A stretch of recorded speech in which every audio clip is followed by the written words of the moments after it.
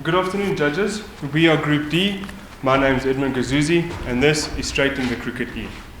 Today we're going to be looking at a case which you guys are all too familiar with, ENRON. With ENRON fall, 20,000 employees lost their jobs and medical insurance. In 2001, employees lost over 1.2 billion worth of pension funds. Retired employees lost over 2 billion worth in pension funds.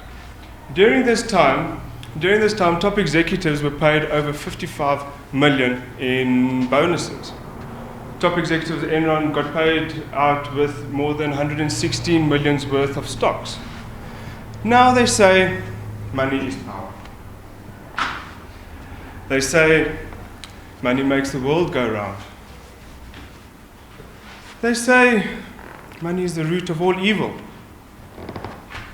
They say if you throw enough money at a problem, the problem will sort itself out. And they say that money can buy you results.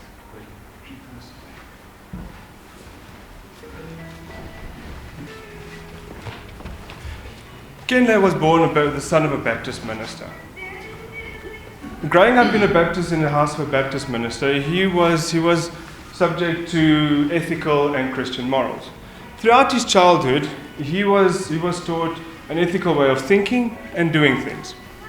Now, being brought up in such a household, money is not the sole purpose of doing business. Servicing others' needs is. Now, in Sesotho, we have a saying that Gwana Kisiriti Sa Lelapalapo, which means that the child is a reflection of his own home. One would expect that Kenneth Lay would have been a good reflection of his upbringing and his home. However, this was not the case in the ENRON saga. Let's see how it played out. Ladies?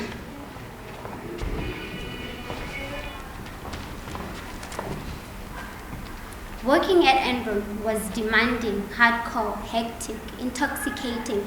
It was like being on steroids every day. If you made your goals, you could double your salary, which was the awesome part of working there, as I was doubling my salary every month. If I'm going to my boss's office to talk about compensation, and I had to step on some guy's throat, and that doubles my salary, then I will stomp on that guy's throat. I would do whatever it takes to ensure that I'm the one that's getting paid.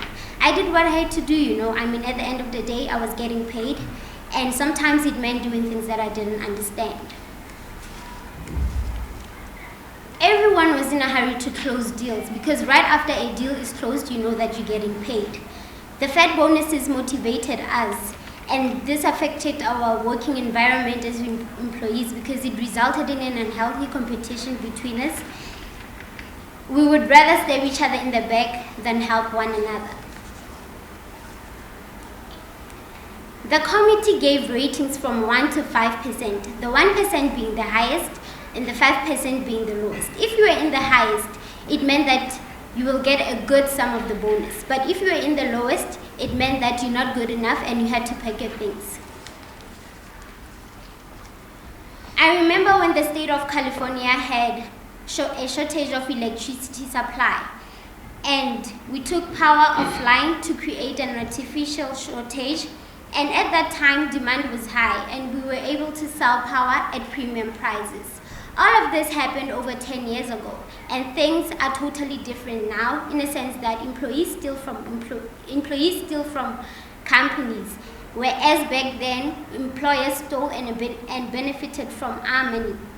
For instance, I once saw on the internet over a year ago when SASA employees went as far as stealing social grant machines and used them to create an artificial fraudulent cards in their own homes and sold them to the public.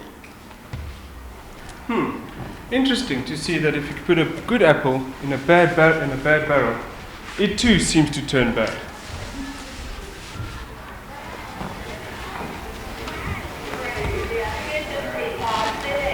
We've been working hard on this, and we will pull out all the stops. Look what we got. Origination. We did $20 million last year. I think we can do $120 million this year.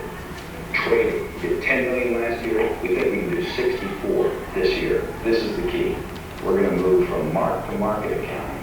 to something I call HFV, hypothetical future value accounting. Whoa! If we do that, we can add a gazillion dollars to the bottom line. Oh, Jeff! All right, that sounds fantastic. Oh, Jeff, thank you. That's just superb performance. Jeff, the ideas man. His first big idea was that of mark-to-market, which allowed Enron to book potential future profits on the day the deal was signed. No matter how little cash eventually came in, which implied that Enron's profit was whatever Enron said it was. Yeah, mark-to-market accounting mixed with SP made Enron look financially profitable. It lacked transparency and was a system of smoke and mirrors. Noinki, and the shocking part is that the regulatory bodies at the Anderson, banks, accountants, lawyers, and other professionals who know better should have known better and said no and stopped this process moving forward. I actually agree with you. If these systems was implemented, was unlawfully, risky, and unethical, they could have stood by their process and procedures and defend themselves. However, they shredded millions sheets of documents which could have used against them. And this was bad business ethics because it does not fit with the organizational standard of conduct, internal and external relations. Everyone knew this approach was unethical, even illegal. However, no one followed the slogan of Enron And asked why. Noinki, the results of Enron's failure was the Sarbanes-Oxley Act, which became law on 30 July 2002. Its aim was to prevent and deter future accounting fraud, protecting shareholders and increasing confidence in public company financial reporting, and lead to the greater internal control of financial report and the increased expertise and independence among more focused boards, committee, and directors. It imposed new reporting and disclosure requirements, and including the whistleblower structure. We now have someone in the studio with us who actually stood up against the norms within the company. Over to you, Jitetso. Thank you, Ed. Hi, welcome to Straightening a Cricket Show. Today we are having a guest from ENRON company. She's one of the employees who came out to talk about the banning issue that has been going on and on in that company, which I believe all of you know about it as much as I also do. It is so unfortunate because corruption is there. It is done by top to low management. But we see whistleblowing, which could be used as a tool to overcome this era, be limited each and every day. Anyway, I'd love to welcome my guest of today. Welcome. Thank you. Would you introduce yourself to my audience? Hi everyone, I'm Sharon Watkins, the ex-Vice President of ENRON Corporation. Sharon, we've seen this ENRON issue on TVs, magazines, and all sorts of publicity that one can think of. So you as an employee of ENRON, how did you discover all these fraudulent activities in such a big company like it? I discovered what was going on within ENRON when I was asked to take charge of one particular account. And I realized that a lot of numbers are not adding up, and I knew that something was wrong. And at that time, I immediately warned Kenley, who was the CEO, about my findings. Tell me on this one. We see these big guys and some of the employees saying, when you're in Rome, do as Romans do. So you, as one of the employees, what is your take on that one? You know, Tisetso, if you're in Rome and the Romans are doing what is right and just, then by all means go ahead and follow suit. But if not, I believe that everyone has the moral right to stand by their own moral views and do what is ethically right. That's quite interesting to have somebody like you in the studio today. So tell me, why is it that you are only coming out now? Does it mean before you were part of this, so now you want to come out clean? And what is it that you are going to benefit from the company, or already what is it that you have benefited? Absolutely not. I was not a part of this from the beginning. I thought my revelations would make a difference, but they didn't, because I later discovered that Kenley tried to get me fired after I disclosed my findings to him. You see, growing up in a small town, you have this optimistic sense that your actions matter. So I was 100% sure that Kenley would look into my concerns and realize that we have a serious crisis on our hands, but he didn't. Instead, he did a whitewash investigation and ignored it. I would say the most thing that I benefited from this would be that I have been freed from these fraudulent activities, and I helped others in the process as well.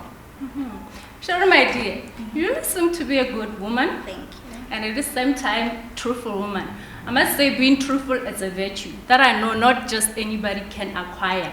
So tell me, how does your future look like, or how is everything going on now with you? I've actually gotten a lot of job offers from different organizations and institutes to educate people about ethical behavior and whistleblowing. I've traveled across the world meeting young people and new people and educating young upcoming professionals about ethical behavior. Let me quickly get back to my audience. Is there anybody of you who would love to ask Sharon a question or make some comment? Yes, ma'am. Oh, thank you, ma'am. Sharon, tell me, how do you think that ENRON managed to keep all this under wraps? I think the oppressor of the truth, let me put it like this, likes to mask things into complexity and hopes that you get so mind-numbingly now bored that you move away from it. So many people within ENRON who tried to speak out against any fraudulent activity were either demoted or ignored. And these were really smart people who had stopped asking questions. They had stopped asking why. And I believe that's how ENRON managed to keep this under wraps for so long. Clever guys indeed. But they say nothing lasts forever. And same way with corruption. Absolutely. Anyway, Sharon, what advice can you give to young people of today and the whole world in general? I think whistleblowing in our society is not the in thing today. People would rather keep silent or go with the flow than cause an uproar. Our lives begin to end the day we become silent about things that matter. There are whistleblowing hotlines out there for people who would like to report any fraudulent activity anonymously. Just remember, as a whistleblower, you're not expected to prove anything. All you need to do is raise a concern and make sure that your information is substantially true, and let other professionals who deal with these kind of things take care of the rest. All you need to do is speak out. Thank you, Sharon, for your time. Thank you. Coming to my conclusion, what I can say is that employees should not be afraid to whistleblow due to victimization, which is said to be the most negative and significant effect on whistleblowers. They should be like that in a current situation where we had a whistleblower who talked about the mismanagement of the e-tolls of Central in South Africa.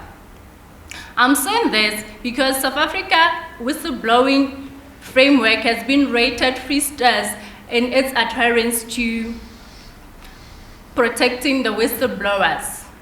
So you go out there, make South Africa a better place to stay for current and future generation so that they can know you've been here by your footprints.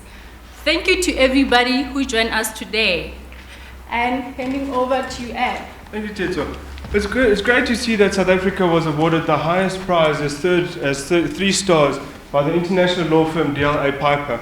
This puts us ahead of countries like Germany, France, Hong Kong, and even Australia. It puts us on par with first world countries like the US, the UK, and even China. If you chase after money, you have an empty life because there's never enough. Do not let the fear of change stop you from doing what you know is right. Albert Einstein once said, relativity applied to physics, not ethics. Ethical behavior is doing the right thing when no one is watching, even when doing the wrong thing is legal. I will have the moral courage to make my actions consistent with my knowledge of right and wrong. Job 27, verse 5. Cannot have $1 million dream with a minimum wage work ethic. Thank you. Thank you.